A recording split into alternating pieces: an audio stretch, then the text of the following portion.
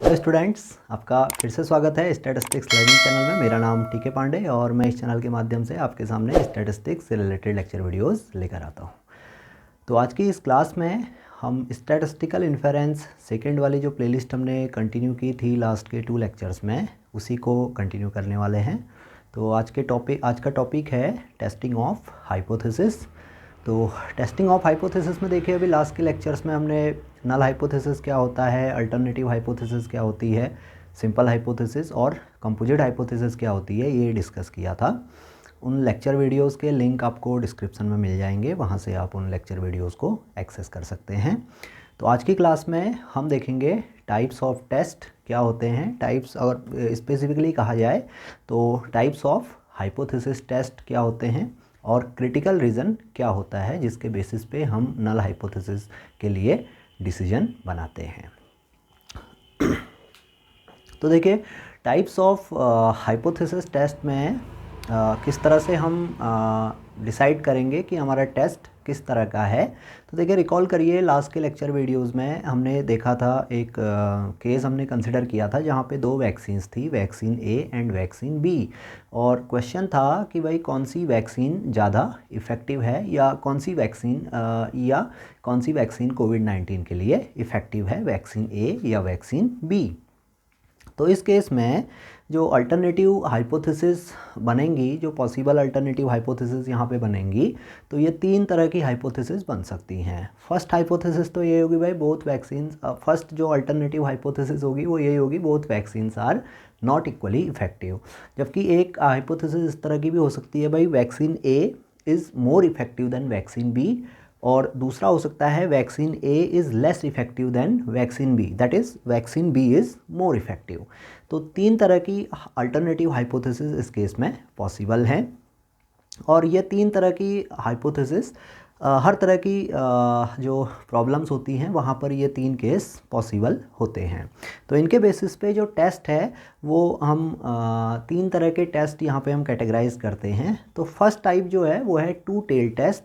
तो to tail test में क्या होगा, हमारे पास जो नल हाइपोथेसिस हमारी रिजेक्ट हो जाएगी, तो उसके बाद हमारे पास 2 पॉसिबल केस बनेंगे। जैसे फर्स्ट जो अल्टरनेटिव हाइपोथेसिस यहाँ पे है, हमने कहा भाई both vaccines are not equally effective. और आपको पता है जो नल हाइपोथेसिस होगी, हाइपोथेसिस ऑफ नो डिफरेंस, जिसमें हम कहेंगे भाई both vaccines are equally effective, तो वो अगर रिजेक्ट होती है on the basis of a sample analysis के बेसिस पे वो हाइपोथेसिस अगर रिजेक्ट हो जाती है, तो फिर यहाँ से 2 केस बन सकते हैं कि भाई यहाँ पे क्या है, 2 अल्टरनेटिव आउटकम्स हैं। अगर हम फर्स्ट अल्टरनेटिव हाइपोथेसिस की बात करें तो यहाँ पे 2 अल्टरनेटिव आउटकम्स हैं, तो इसलिए हम इस टेस्ट को टू टेल टेस्ट कहेंगे। अब टेस्ट क्या है, टेस्ट पूरा प्रोसीजर है जहाँ पे हम नल हाइपोथेसिस को फॉर्मुलेट कर रहे हैं और उसके बाद सैंपल के बेसिस पे या तो उसे रिजेक्ट करेंगे या हमें सैंपल में ऐसे एविडेंस नहीं मिलेंगे कि हम नल हाइपोथेसिस को रिजेक्ट कर सकें।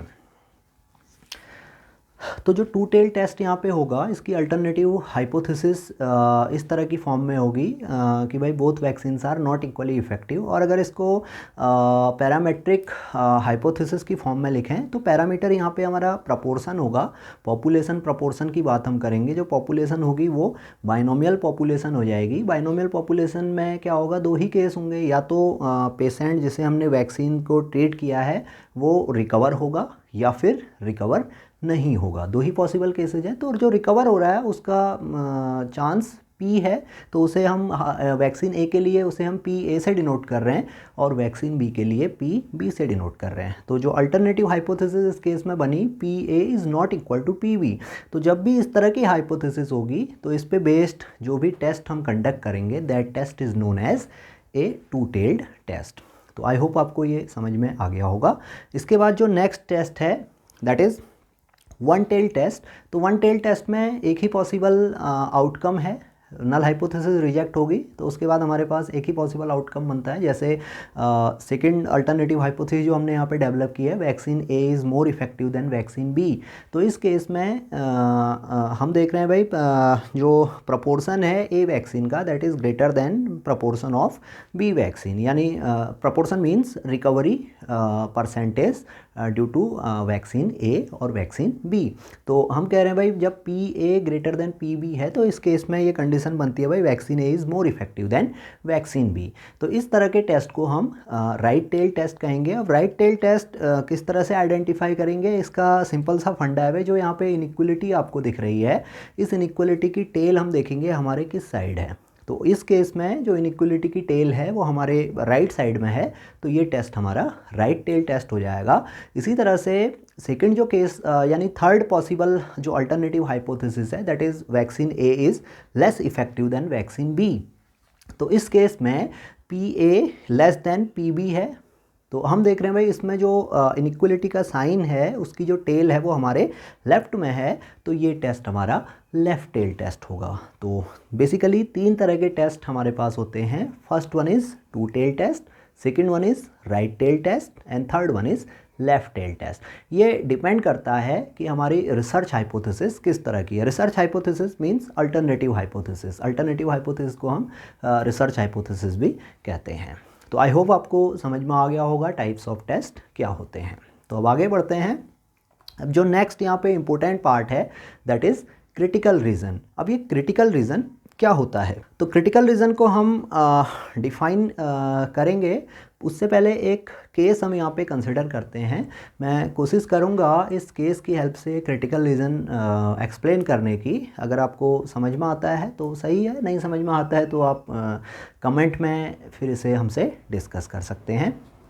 तो अब देखिए जो एग्जाम्पल यहाँ पे मैं कंसिडर कर रहा हूँ, सपोज़ हमारे पास क्या है 5 कॉइन्स हैं और इन 5 कॉइन्स का वेट 1 ग्राम 2 ग्राम से लेके 5 ग्राम तक का है। तो हम देखेंगे भाई यहाँ पे जो इनका मीन वेट होगा ये मीन वेट 3 ग्राम का होगा। सिंपली मैंने क्या किया, इन 5 कॉइन्स का वेट ऐड कर दिया, डिवाइडेड बाय 5 करूँगा तो 3 ग्राम का मीन वेट मुझे मिलेगा। तो जो कॉइन का मीन वेट है दैट इज़ 3 ग्राम। अब जो नल हाइपोथेसिस यहाँ पे बन रही है, ये नल हाइपोथेसिस हमने कहा भाई जो पॉपुलेशन का मीन है। अब पॉपुलेशन क्या है, पॉपुलेशन है 5 कॉइन्स की, तो इसका मीन ऑब्वियस है भाई 3 ग्राम आ रहा है। तो जो नल हाइपोथेसिस हमने यहाँ पे डेवलप कर ली, हमने कहा भाई म्यू इज़ इक्वल टू 3। अब हमें इस नल हाइपोथेसिस को टेस्ट करना है। तो टेस्ट करने के लिए हमने क्या किया, एक सैंपल लिया, उस सैंपल में हमने 2 कॉइन्स रैंडमली सेलेक्ट किए। तो अब ये 2 कॉइन्स क्या क्या हो सकते हैं, तो ये 2 कॉइन्स का जो सैंपल स्पेस यहाँ पे बनेगा, ये सैंपल स्पेस कुछ इस तरह का होगा जिसमें 10 पॉसिबल केसेस होंगे अगर हम simple random sampling without replacement use करते हैं। तो आपको पता है simple random sampling without replacement में जो पॉसिबल नंबर ऑफ सैंपल्स होते हैं वो NCN होते हैं, जहाँ पे कैपिटल N पॉपुलेशन साइज़ होगा और स्मॉल n सैंपल साइज़ होगा। तो 5 हमारा पॉपुलेशन साइज़ है और 2 हमारा सैंपल साइज़ है। तो 5 से 2 हम सॉल्व करेंगे तो हमारे पास 10 पॉसिबल केस यहाँ पे बनेंगे। तो ये 10 पॉसिबल केसेस मैंने कुछ इस तरह से यहाँ पे नोट किए हुए हैं, तो ये आपको स्क्रीन पे दिख रहा होगा। तो अब ये सैंपल स्पेस में देखिए जो फर्स्ट पॉसिबल केस है 1,2 का, इसका जो मीन होगा ये मीन 1.5 होगा। इसी तरह से ये मीन 2.0, 2.5, 3.0 इस तरह से हर पॉसिबल सैंपल के लिए मीन हम कैलकुलेट करेंगे। अब ये मीन सैंपल पे अप्लाइड है तो ये मीन सैंपल मीन कहलाएगा। तो अब हमारा जो क्राइटेरिया है, टेस्ट क्राइटेरिया जिसे हम कहेंगे, जिसमें हम नल हाइपोथेसिस को रिजेक्ट करेंगे, वो क्राइटेरिया हमने कहा भाई अगर सैंपल में मीन वेट, कॉइन्स का मीन वेट 2 ग्राम से कम आता है या 4 ग्राम से ज़्यादा आता है, यानी ऐसा सैंपल सेलेक्ट होता है कि जिसका मीन जिस सैंपल में कॉइन्स का मीन वेट 2 ग्राम से कम है, या ऐसा सैंपल सेलेक्ट होता है जिसमें मीन वेट कॉइन्स का 4 ग्राम से ज़्यादा है, तो हम क्या करेंगे उस केस में नल हाइपोथेसिस को रिजेक्ट करेंगे, otherwise we fail to reject it. तो इस तरह की टेस्ट क्राइटेरिया हमने यहाँ पे डेवलप की हुई है। तो आई होप आपको ये समझ में आ गया होगा सैंपल स्पेस यहाँ पे कैसे डेवलप हुआ। 10 पॉसिबल केसेस हैं। तो अब देखिए यहाँ पे 2 केस ऐसे हैं जो अगर हमारे सैंपल सेलेक्ट होते हैं जैसे फर्स्ट सैंपल है 1,2 और सेकंड सैंपल है 4,5, तो पॉसिबिलिटी है 10 पॉसिबल सैंपल्स हैं, तो इसमें से हो सकता है भाई 1,2 वाला सैंपल हमारा सेलेक्ट हो जाए या 4,5 वाला सैंपल सेलेक्ट हो जाए। तो इस केस में हमारी नल हाइपोथेसिस रिजेक्ट होगी। हम क्या करेंगे, इस सैंपल के बेसिस पे हम अपनी नल हाइपोथेसिस को रिजेक्ट कर देंगे, क्योंकि जो टेस्ट क्राइटेरिया है, टेस्ट क्राइटेरिया कहता है भाई मीन वेट क्या होना चाहिए, 2 ग्राम से कम और 4 ग्राम से ज़्यादा होगा, तो हम नल हाइपोथेसिस को रिजेक्ट करेंगे। तो जहाँ पे अब ये सैंपल स्पेस हमने डेवलप किया है, तो सैंपल स्पेस में देखिए 3 रीज़न यहाँ पे हमें मिल रहे हैं इस केस में, कि भाई एक रीज़न में तो कुछ ऐसे सैंपल्स हैं जिनका मीन वेट, कॉइन्स का ऐसा सैंपल है जिनका मीन वेट 2 ग्राम से 4 ग्राम के बीच में है, और कुछ ऐसे सैंपल्स हैं जिनका मीन वेट 2 ग्राम से कम है और 4 ग्राम से ज़्यादा है। तो ऐसा रीज़न जहाँ पर नल हाइपोथेसिस हमारी रिजेक्ट होती है, यानी सैंपल स्पेस में ऐसा पार्ट जिस पे अगर सैंपल पॉइंट मिलेगा तो वहाँ सैंपल पॉइंट मिलने पर नल हाइपोथेसिस हमारी क्या हो जा रही है, रिजेक्ट हो जा रही है। That part, that reason is called the critical reason और रिजेक्शन रीज़न। तो आई होप आपको समझ में आया होगा इस एग्जांपल से क्रिटिकल रीज़न क्या है इस केस में। तो अब इसे डिफ़ाइन करते हैं। तो क्रिटिकल रीज़न हम डिफाइन करें तो हम कहेंगे भाई the region of rejection of null hypothesis when it is true. तो यहाँ पे ये लाइन बहुत इंपॉर्टेंट है। हम नल हाइपोथेसिस को रिजेक्ट तो कर रहे हैं, लेकिन आपने ध्यान दिया होगा जो नल हाइपोथेसिस हमारी फर्स्ट केस में है, that is mu equal to 3, जिसे हम टेस्ट कर रहे हैं against two tailed alternative. Two tailed alternative hypothesis यहाँ पे mu is not equal to 3 है। हम ये नहीं कह रहे हैं भाई म्यू ग्रेटर देन 3 होगा या म्यू लेस देन 3 होगा, हमने सिंपली कहा भाई mu not equal to 3, that is our alternative hypothesis. अब जो नल हाइपोथेसिस है, नल हाइपोथेसिस है म्यू इक्वल टू 3, और इस केस में हमने देखा भाई ये नल हाइपोथेसिस क्या है, ट्रू है। लेकिन इसके बाद भी कुछ सैंपल पॉइंट्स ऐसे हैं जिनके बेसिस पे टेस्ट क्राइटेरिया जो हमने डेवलप किया है उसके बेसिस पे नल हाइपोथेसिस रिजेक्ट होती है। तो क्रिटिकल रीज़न हमने डिफाइन किया, the region of rejection of null hypothesis when null hypothesis is true. तो ऐसा रीज़न जिसके बेसिस पे नल हाइपोथेसिस रिजेक्ट हो जाए जबकि वो क्या है, ट्रू है, that is our critical region. That's why we are calling it critical region. तो आई होप आपको ये समझ में आ गया होगा क्रिटिकल रीज़न क्या होता है। तो अब देखिए, सपोज़ एक केस हम कंसिडर करें। अभी हमने 5 कॉइन्स लिए हैं, तो अब सपोज़ हमारे पास क्या है, 5,000 कॉइन हैं या सपोज़ 50,000 कॉइन्स हैं, और 50,000 कॉइन्स में कॉइन के जो वेट हैं वो 1, 2, 3, 4 एंड 5 ही हैं। जो 5 कॉइन हैं इन्हीं को हमने क्या कर दिया, 50,000 कॉइन में डेवलप कर लिया। इस तरह का एक डिस्ट्रीब्यूशन डेवलप कर लिया जहाँ पे 50,000 कॉइन्स हैं और कॉइन्स के वेट क्या हैं, 1 ग्राम, 2 ग्राम, 3, 4 एंड 5 ग्राम। तो यहाँ पे हम देखेंगे भाई जो मीन वेट है, मीन वेट सपोज़ क्या है, 3 ग्राम का ही है।